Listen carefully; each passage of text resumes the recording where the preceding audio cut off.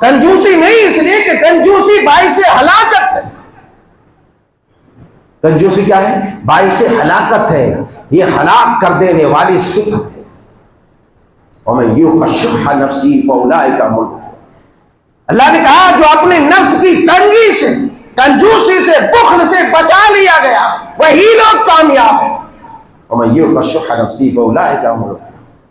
آپ نے فرمایا صحیح مسلم شریف کتاب البر والصلہ کی حدیث، اتقوا الشح فإن الشح أهلك من كان قبلكم وحملهم على أن سفكوا دماءهم واستحلوا محارمهم. سیدنا جابر بن عبداللہ رضی اللہ تعالیٰ عنہ بیان فرماتے کہ آپ نے فرمایا اے لوگوں کنجوسی سے بچو، بخیلی سے بچو. اتقوا الشح فإن الشح أهلك من كان قبلكم.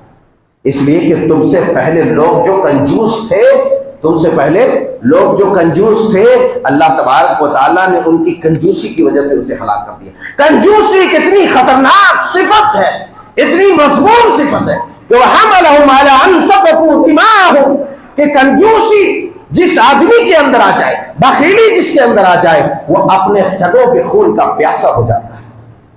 کنجوسی آدمی کو حریص بنا دیتا ہے، لالچی بنا دیتا ہے، اور لالچ انسان کو، حرص انسان کو قاتل بنا دیتی ہے. یہی وجہ ہے کہ بخیل انسان، مال کا لالچی انسان اپنے سگوں کو کاٹ دیتا ہے، اپنے سگوں کو مار دیتا ہے، اپنے سگوں کو جلا دیتا ہے. باہر صورت یہ مہینہ جہاں پر آپ عبادتوں کا ہے، وہاں پر صدقہ و خیرات